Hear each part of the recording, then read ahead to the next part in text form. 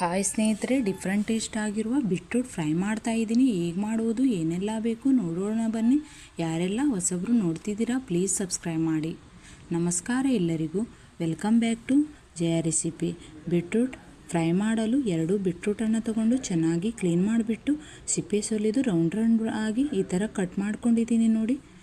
ಆದಷ್ಟು ತೆಳ್ಳನೆ ಕಟ್ ಮಾಡಿಕೊಳ್ಳಿ, ದಪ್ಪನೆ ಕಟ್ ಮಾಡ್ಕೊಳ್ಬೇಡಿ, ಯಾಕಂದರೆ ದಪ್ಪ ಮಾಡಿದ್ರೆ ಒಳಗಡೆ ಬೇಯೋದಿಲ್ಲ. ಈಗ ಇದರಲ್ಲಿ ಅರ್ಧ ಟೇಬಲ್ ಸ್ಪೂನು ಗರಂ ಮಸಾಲೆ ಪುಡಿ. ಬೀಟ್ರೂಟ್ ಫ್ರೈ ಮಾಡಲು ತುಂಬ ಸುಲಭ ಫ್ರೆಂಡ್ಸ್, ನೀವು ಕೂಡ ಮಾಡ್ಕೊಳ್ಬೋದು. ಅರ್ಧ ಟೇಬಲ್ ಸ್ಪೂನು ಅರಿಶಿನ ಪುಡಿ,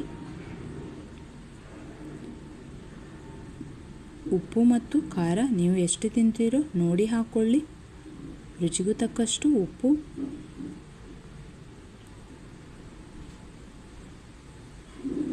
ಟೇಸ್ಟ್ ಅಂತೂ ಫ್ರೆಂಡ್ಸ್ ತುಂಬ ಸಖತ್ತಾಗಿರುತ್ತೆ. ಹಾಗೆಯೇ ಅರ್ಧ ಟೇಬಲ್ ಸ್ಪೂನು ಕಾರ್ನ್ಫ್ಲೋರ್ ಹಾಕಿದ್ದೀನಿ. ಕಾರ್ನ್ಫ್ಲೋರ್ ಬದಲು ಅಕ್ಕಿ ಹಿಟ್ಟನ್ನು ಕೂಡ ಯೂಸ್ ಮಾಡ್ಕೊಳ್ಬೋದು. 1 ಟೇಬಲ್ ಸ್ಪೂನು ಕಡಲೆ ಹಿಟ್ಟನ್ನು ಹಾಕಿದ್ದೀನಿ. ಕಡಲೆ ಹಿಟ್ಟಿನ ಬದಲು ಮೈದಾ ಹಿಟ್ಟು ಹಾಕ್ಕೊಳ್ಬೋದು, ಆದರೆ ಕಡಲೆ ಹಿಟ್ಟು ಹಾಕೋದ್ರಿಂದ ಟೇಸ್ಟು ಚೆನ್ನಾಗಿ ಬರುತ್ತೆ. 1.5 ಟೇಬಲ್ ಸ್ಪೂನು ಲಿಂಬೆಹಣ್ಣಿನ ರಸ, ಇಲ್ಲಾಂದರೆ ಹುಣಸೆಹಣ್ಣಿನ ರಸ ಹಾಕ್ಕೊಳ್ಬೋದು. ನಾನು ಹುಣಸೆಹಣ್ಣಿನ ರಸ ಹಾಕಿದ್ದೀನಿ. ಅದೇ ರೀತಿ ಅರ್ಧ ಟೇಬಲ್ ಸ್ಪೂನು ಮೆಣಸಿನ ಪುಡಿ ಹಾಕಿ ಚೆನ್ನಾಗಿ ಮಿಕ್ಸ್ ಮಾಡಿಬಿಟ್ಟು ಅರ್ಧ ತಾಸು ಸೈಡಲ್ಲಿ ಇಟ್ಬಿಟ್ಟಿದ್ದೀನಿ ನೋಡಿ. ಅರ್ಧ ತಾಸಾಗಿದೆ ಫ್ರೆಂಡ್ಸ್. ಈಗ ಗ್ಯಾಸ್ ಆನ್ ಮಾಡಿಬಿಟ್ಟು ಗ್ಯಾಸಿನ ಮೇಲೆ ಬಾಣಲೆ ಇಟ್ಟು ಎಣ್ಣೆ ಬಿಸಿ ಮಾಡಲು ಇಟ್ಟಿದ್ದೀನಿ. ಎಣ್ಣೆ ಬಿಸಿಯಾಗಿದೆ. ಈಗ ಬೀಟ್ರೂಟನ್ನು ಚೆನ್ನಾಗಿ ಒಂದ್ಸಲ ಮಿಕ್ಸ್ ಮಾಡ್ತೀನಿ. ನೀರು ಬಿಟ್ಕೊಂಡಿದೆ, ಎಷ್ಟು ನೀರು ಬಿಟ್ಕೊಂಡಿದೆ ನೋಡಿ. ಈಗ ಚೆನ್ನಾಗಿ ಒಂದ್ಸಲ ಮಿಕ್ಸ್ ಮಾಡಿಬಿಟ್ಟು ಒಂದೊಂದಾಗಿ ಫ್ರೈ ಮಾಡ್ಕೊಳ್ಬೇಕು. ಗ್ಯಾಸಿನ ಫ್ಲೇಮು ಸ್ಲೋ ಇಟ್ಟೆ ಫ್ರೈ ಮಾಡ್ಕೊಳ್ಳಿ.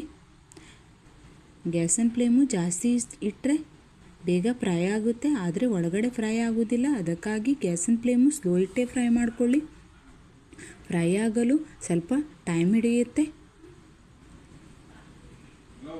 ಫ್ರೈ ಆದಾಗ ಕಲರ್ ಚೇಂಜ್ ಆಗುತ್ತೆ ನೋಡಿ. ಫ್ರೈ ಆಗಿದೆ, 2 ಸೈಡು ಚೆನ್ನಾಗಿ ಫ್ರೈ ಮಾಡ್ಕೊಳ್ಳಿ ಫ್ರೆಂಡ್ಸ್.